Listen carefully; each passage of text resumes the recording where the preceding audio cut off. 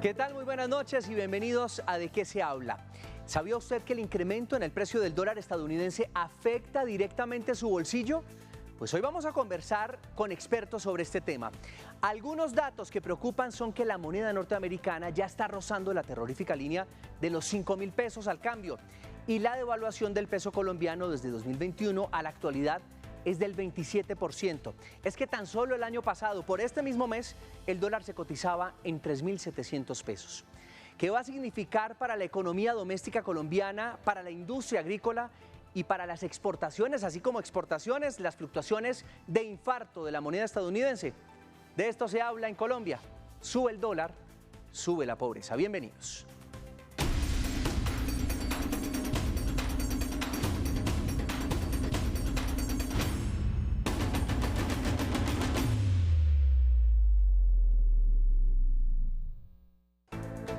Hechos, datos, cifras y personajes que nos dan de qué hablar, y en este caso el dólar nos está haciendo esta conversación en donde vamos a entender qué es lo que está pasando y cómo está tocando nuestro bolsillo, y comenzamos presentándoles a uno de nuestros expertos invitados.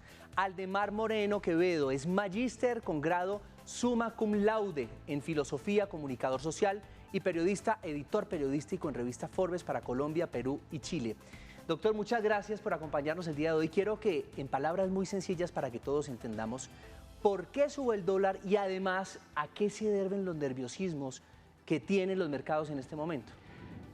José Fernando, muchas gracias por la invitación y bueno, hay una gran cantidad de factores que están incidiendo sobre la cotización del dólar, que uno podría explicar también en función del precio del dólar en otras economías. Digamos, en Latinoamérica en general ha habido un proceso de devaluación generalizado, pero hay otros factores que digamos son los idiosincráticos propios que están asociados, dicen también los expertos, a ciertos anuncios del gobierno que generan desconfianza, y cuando hay desconfianza la gente que mueve grandes capitales prefiere llevar su plática a otras economías, y eso yo creo que es un poco lo que está ocurriendo ahora mismo. De una vez, anuncios como cuáles, por ejemplo.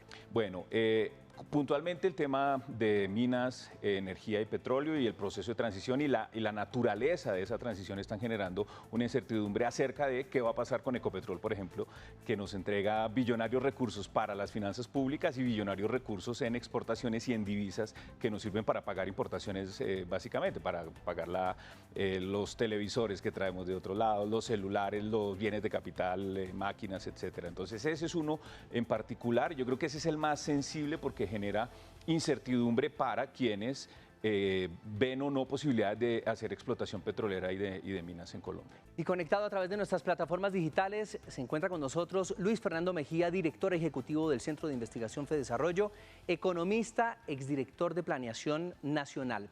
Cuando hablamos de devaluación del peso y de subida de la divisa norteamericana, doctor Mejía, ¿hablamos de temas distintos o son las dos caras de una misma moneda? Buenas noches. ¿Qué tal? Muy buenas noches, gracias por la invitación. Saludo para los compañeros del panel. Es las dos caras de la misma moneda. Por un lado, el aumento en el precio del dólar, eso implica, por supuesto, una pérdida en el valor de la moneda colombiana. Como lo mencionaba Aldemar hace algunos minutos, este es un fenómeno no solamente en el caso de Colombia, sino también a nivel mundial, que yo destacaría dos elementos fundamentales desde afuera. El primero, la subida de las tasas de interés por parte de la Reserva Federal, que es el equivalente al Banco de la República en Estados Unidos. Cuando sube las tasas de interés en ese país, eso hace más atractivas las inversiones en dólares y por ende aumenta el precio del dólar. El otro elemento externo, las noticias de eventuales recesiones en varios países de Europa, incluyendo Alemania y el Reino Unido, y la incertidumbre en el propio Estados Unidos. Lo que pasa es que cuando hay incertidumbre, los inversionistas buscan activos refugio, y el activo refugio por excelencia a nivel mundial es el dólar, que es la moneda internacional. Y a nivel local, más allá del elemento minero-energético que mencionaba ahora Aldemar también, que básicamente explica un importante aumento también del precio del dólar, porque el sector minero-energético representa casi el 60% de los ingresos de dólares que tiene anualmente el país a través de las exportaciones. Yo destacaré también otro elemento muy importante, que es la mayor percepción de un riesgo fiscal. El país lleva ya 3 años consecutivos con déficits relativamente altos, es decir, un aumento del gasto frente a los ingresos que recibe el gobierno nacional, Y cuando hay una percepción de riesgo fiscal, es decir, de la capacidad del gobierno para pagar su deuda pública, pues eso debilita todos los activos, incluyendo la moneda. Así que yo diría que esos son los dos elementos fundamentales locales, sector minero energético y riesgo fiscal, que han venido afectando el comportamiento de la moneda colombiana. Y en nuestra mesa también se encuentra Gustavo Gómez, él es presidente de la Asociación Nacional de Exportadores de Café de Colombia, ASOExport. ¿Podría decirse, doctor Gustavo, que los Estados Unidos, a través de su política económica, intenta ponerle freno a la recesión a costa de economías como las de países latinoamericanos? Bueno, sin duda alguna, ya lo ha mencionado Luis Fernando y también Aldemar, las decisiones de la FED no solo afectan a Estados Unidos, sino el mercado mundial. Y de alguna manera también esto está haciendo un efecto en nuestra moneda local y en la apreciación del dólar. Ahí lo que habría que ver es cuáles son las oportunidades que tiene la economía y los exportadores aquí en el país para incrementar sus ingresos y para de alguna manera equilibrar esa balanza. Nosotros como país somos más importadores que exportadores. Será muy interesante que esto fuera un incentivo para incrementar las exportaciones de Colombia hacia los mercados internacionales. Hablemos de la bonanza del café, porque sin lugar a dudas es uno de los productos colombianos que mejor le está yendo tal vez con esta tasa de cambio, ¿no? Sí, definitivamente esta tasa de cambio es una buena noticia y una promoción para las exportaciones de café, pero en general para todas las exportaciones agroindustriales y no agroindustriales del país. Sin embargo, hay que tener en cuenta dos factores. El primero es el incremento de los costos de producción, especialmente de los fertilizantes, que ya venían incrementándose y con problemas de disponibilidad por la guerra entre Rusia y Ucrania, pero que esta subida del dólar pues aumenta aún más. Y el otro es el aumento en los costos de comercialización, que es algo que tal vez no se ve tan claramente, pero si uno analiza los fletes internacionales, los fletes marítimos, los costos de los fletes aéreos para los que exportan aéreo y también el capital de trabajo que se necesita para poder comercializar la cosecha es mayor. Tenemos unas tasas de interés ascendentes, unos créditos más caros y tenemos que utilizar esas líneas de crédito para seguir exportando. Eso también hay que ponerlo dentro de la balanza. Y cuando hacen el balance, ese balance de tanto lo que ganan como lo que tienen que invertir, están bien. Sí, en todo caso hay que decir que este año acabamos de cerrar año cafetero con un valor récord de cosecha, más de 14 billones, es un valor histórico y además algo importante en el sector cafetero es que es un valor que se transmite a los productores de café, no se queda en la cadena de café es una cadena muy transparente y esto también asegura que estos buenos precios lleguen a las regiones y generen bonanza en las regiones cafeteras del país. Y que ojalá esta temporada de lluvias pues no afecte la próxima cosecha. Aldemar, la inflación técnica en Estados Unidos, digamos que ha descendido después de la subida del dólar, sin embargo la inflación colombiana pues ha aumentado. ¿Es posible que esto nos lleve a una recesión económica grave, contundente?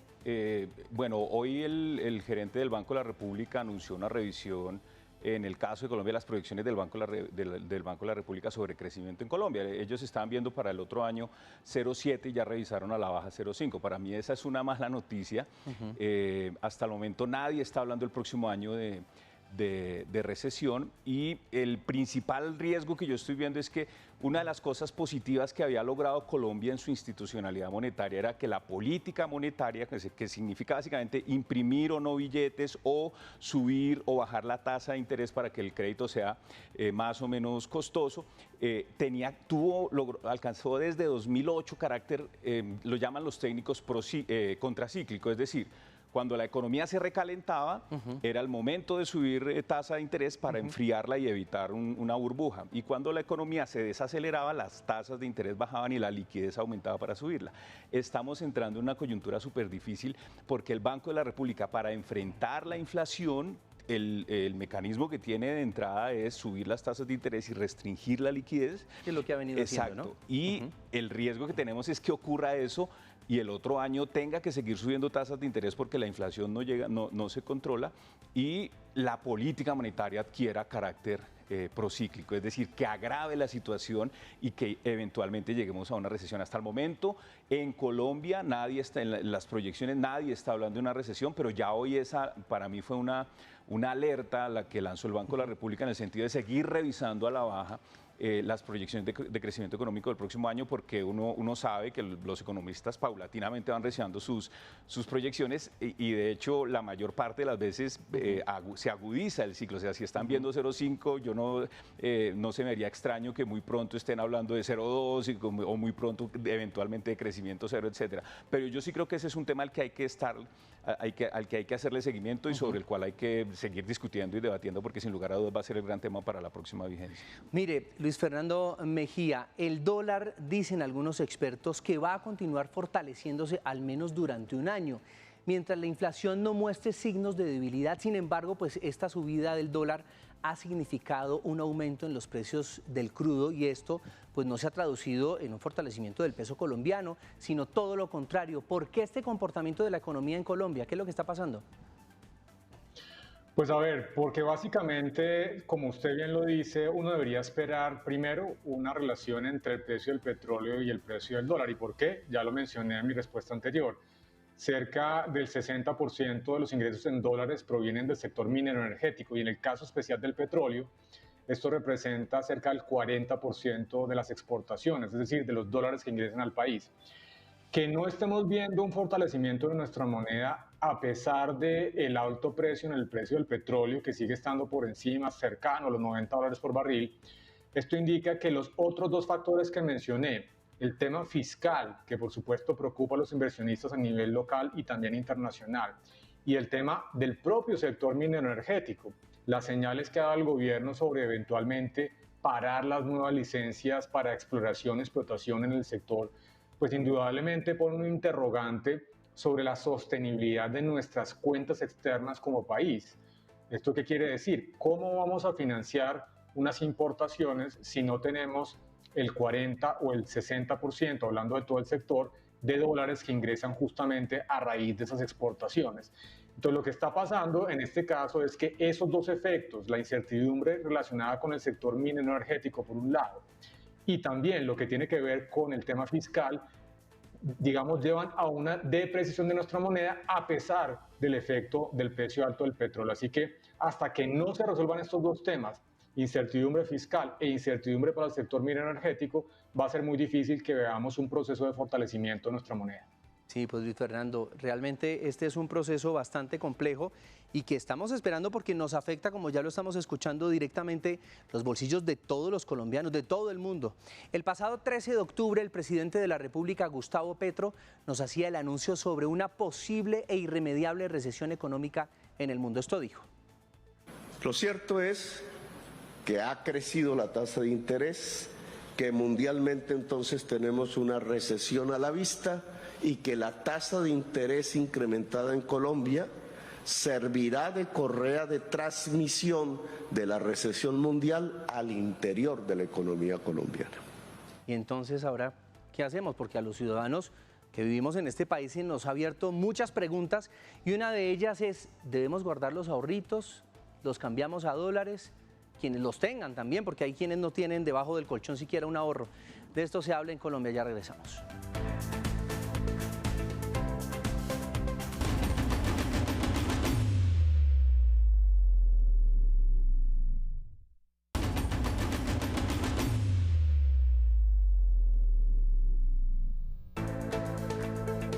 Ustedes, muchas gracias por continuar con nosotros. Estamos hablando cómo el dólar afecta a nuestro bolsillo. Aldemar, una pregunta bastante importante, sobre todo porque se dio en coyuntura y ya no es la primera vez que se propone. Moneda única para América Latina es la propuesta, por ejemplo, de Roy Barreras, presidente del Senado. ¿Esta podría ser una solución? ¿Es realmente viable esta solución?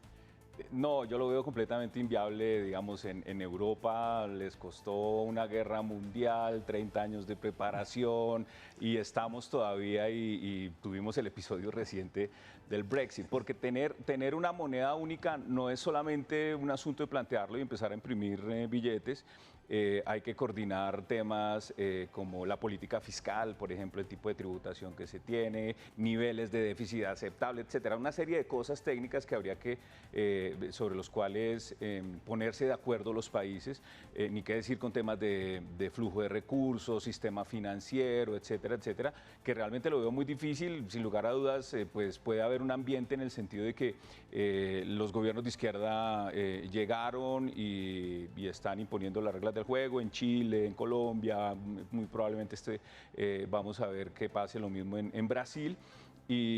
Pero más allá de esa ola, llegar a esos acuerdos toma tiempo y yo no veo, habría primero que crear una institucionalidad donde se discuta, donde se llegue a unos acuerdos sobre metas de déficit externo, de déficit fiscal, metas monetarias, etcétera, una gran cantidad de cosas que realmente lo veo muy, muy difícil y no creo que haya ambiente político en este momento en los países para Esa hacerlo. terminología yo sé que nuestros televidentes no la entienden, déficit fiscal, déficit externo, en fin. Quiero que el doctor Luis Fernando Mejía nos explique un poco más a los ciudadanos cómo está afectando el bolsillo, por ejemplo, de alguien que vive en Bucaramanga, de alguien que vive en alguna región del país, cómo lo afecta el bolsillo el elevado precio del dólar. ¿Cómo se traduce eso? Pues mire, yo le diría que hay esencialmente dos canales a través de los cuales se transmite el aumento del precio del dólar. El primero es, por supuesto, para quienes quieren viajar al exterior. Si usted quiere viajar al exterior y la moneda colombiana vale cada vez menos por una depreciación de nuestra moneda, pues por supuesto esto hace más costosos los viajes al exterior e incentiva por otro lado, por supuesto, los viajes al interior del país. Así que es un elemento importante especialmente para quienes piensan justamente viajar en los próximos meses. Pero ya más en general para la población, aquellos que no tienen la oportunidad para salir del país, un elemento importante es que cerca del 14% de la canasta básica de bienes y servicios. ¿Esto qué quiere decir? Esa canasta que incluye las cosas que compran mensualmente los hogares, por ejemplo, vestuario, educación, salud, transporte, recreación, etcétera, etcétera. Todo lo que las compras que hacen típicamente los hogares en Colombia, de esa canasta familiar, cerca del 14% de esa canasta está vinculada directamente al precio del dólar. ¿Esto qué quiere decir? Que cuando aumenta el precio del dólar, más o menos el 14% de la canasta familiar se encarece. ¿Y de qué tipo de cosas estamos hablando? Sí. Obviamente de los bienes importados. Por ejemplo, las licuadoras, electrodomésticos, línea blanca, televisores y demás, usualmente son bienes importados que cuando empiezan entonces a importarse justamente a una tasa de cambio más alta, a un precio del dólar más alto, pues terminan trasladándose esos mayores costos a los hogares. Pues ya escuchamos por parte de nuestros expertos que hay unas razones externas y otras internas. Doctor Gustavo Gómez, para usted, ¿qué es lo que está haciendo? Porque tenemos que preocuparnos lo que podemos hacer en casa. ¿Qué podemos hacer en nuestra casa para que la tasa de cambio no esté tan alta? Y es que realmente usted, ¿qué cree que está haciendo mal o que debería hacer el gobierno o que está dejando de hacer el gobierno nacional para que la tasa de cambio no nos siga afectando? Bueno, yo veo esto, José, como una oportunidad. Ya se ha hablado, Luis Fernando mencionaba muy bien que parte de esa canasta básica lo componen bienes importados. Entonces el ministro, por ejemplo, de Hacienda habla mucho del maíz amarillo. Yo creo que hay una oportunidad muy grande para poder hacer proyectos de sustitución de importaciones y comenzar a producir aquí localmente. Ahora, ¿qué es importante acá? Lo importante es que el gobierno analice no solo la producción, sino la comunicación de esa producción con los centros de consumo del país. Cuando uno va a zonas cafeteras, por ejemplo, en mi caso, o en general a zonas agroindustriales, el estado de las vías terciarias, de las vías de comunicación, todavía sigue siendo muy malo. Y en las que, digamos, hay buenas vías de comunicación, los fletes terrestres siguen siendo muy altos. Entonces el país en ese sentido no es competitivo y a veces por esta razón sale mejor importar los productos aún con esta TRM alta. Entonces el llamado, yo creo, es a los empresarios a comenzar en generar proyectos productivos para sustituir las importaciones, para incrementar el nivel de exportaciones, porque eso también tiene un impacto importante en la economía. Si nosotros logramos balancear las importaciones y las exportaciones, es algo bueno para la economía porque tendremos mayores ingresos, podemos tener una mejor situación fiscal y eso de alguna manera producirá una mejor situación en general para la economía y para los colombianos en nuestra canasta familiar y nuestro consumo. Mire, Aldemar, después del golpe de la devaluación del peso, la balanza de pagos, o sea, la deuda externa, ¿en qué situación se encuentra en este momento? Bueno, vamos a hacer claridad. Un asunto es balanza de pagos, donde uno mira más o menos cómo está Colombia en términos de la cantidad de divisas que genera versus las que gasta en sus importaciones. Ahí tenemos una situación bastante crítica con todo y que estamos en un boom. Lo que pasa es que todo este debate sobre minería y sobre petróleo ha opacado un poco ese asunto, pero estamos en un mini boom petrolero que muy probablemente no va a ser sostenible, pero que nos ha salvado patria este año. Yo muy probablemente creo que el otro año también. Estamos hablando de ¿cómo decirlo en términos más simples? Que a un hogar le entran 100 pesos, pero gasta 106 pesos. De eso es de lo que estamos hablando en términos de déficit. Colombia tiene hoy un déficit en cuenta corrientes cercano a los 6, 7 puntos del PIB y digamos, ese asunto es preocupante. Muy probablemente al final del año haya una corrección cuando las cifras las logremos ver.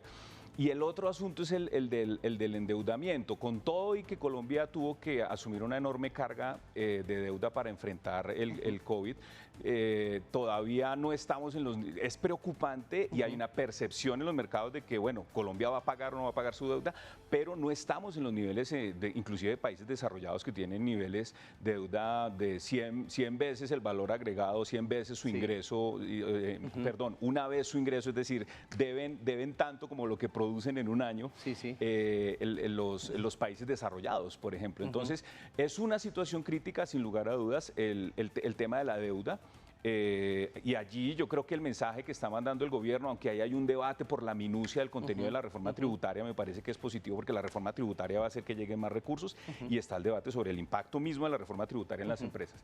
Y por el otro, entonces ahí están haciendo un tema para garantizar por lo menos de que la deuda la vamos a seguir pagando. Y por el otro lado está lo que mencionaba Gustavo ahorita, que es cómo mejoramos el tema de balanza de pagos. Y para mejorar el tema de balanza de pagos, primero, no podemos decir que vamos a cerrar el chorro del petróleo, pero adicional a eso, porque sabemos que el chorro del petróleo en algún momento se nos va a acabar, tenemos que buscar productos agroindustriales, tenemos que buscar en industria ya per se qué cosas tenemos para hacer, en servicios, por eso se habla del turismo, etcétera, etcétera, etcétera. Una transición entonces paulatina. Hablemos de soluciones, doctor Mejía, y quiero plantearle cosas que uno escucha tal vez en las conversaciones a veces del día a día. Yo quiero decirle soluciones que uno escucha y usted me dice sí, no, porque muy brevemente, tenemos muy poco tiempo. Dolarización de la moneda, ¿sí o no? No, se pierde la autonomía de la política monetaria, que es fundamental cuando hay ciclos económicos. Quitarle ceritos al peso, ¿sí o no? Puede ayudar, pero es muy costoso y realmente no veo espacio fiscal para hacerlo, así que no me parece prioritario. Imprimir billetes. De ninguna manera, realmente la emisión de dinero para financiar un gasto fiscal conduce a hiperinflaciones, como ha sido el caso de Venezuela, o a inflaciones altas, como es el caso hoy en día de Argentina. Consolidación de una moneda latinoamericana, ¿sí o no? Puede ser, pero tal vez, como lo decía Aldemar, a una visión de 30, 40 años. En el corto plazo realmente no es una solución viable. Y soluciones para los ciudadanos que nos escuchan en este momento, ¿van y llevan sus ahorritos y compran dólares o no? Miren, esto siempre la respuesta es mantener un portafolio diversificado, es decir, no poner todas las canastas en un solo huevo. Hay que tener inversiones en pesos, en dólares, porque cuando hay cambios en este tipo de monedas y usted está solamente en una de las dos monedas, obviamente va a tener pérdidas. Entonces, no es llevar todo a dólares, tampoco tener todo a pesos. Si existe la capacidad de ahorro, lo mejor es diversificar ese ahorro en diferentes activos. Para usted, si sube el dólar, doctor Mejía, ¿sube la pobreza en nuestro país? Pues en el mediano plazo sí, porque esto encarece, por supuesto, la canasta familiar, como lo hablamos anteriormente. Y si se encarece la canasta familiar, todo lo demás constante, es decir, si no sube el ingreso de los hogares, no aumenta el empleo, por supuesto, esto genera más pobreza. ¿Y ustedes qué consejo le pueden dar a los ciudadanos de a pie en este momento antes de despedirnos? Doctor Gustavo. No, mi consejo es consumir productos colombianos, café colombiano, conocer Colombia. Este país es muy bonito, el turismo acá, muchos lugares por descubrir, entonces yo sigo viendo esto también como una oportunidad para consumir lo nuestro. Aldemar, ¿usted lo sigue viendo como una oportunidad?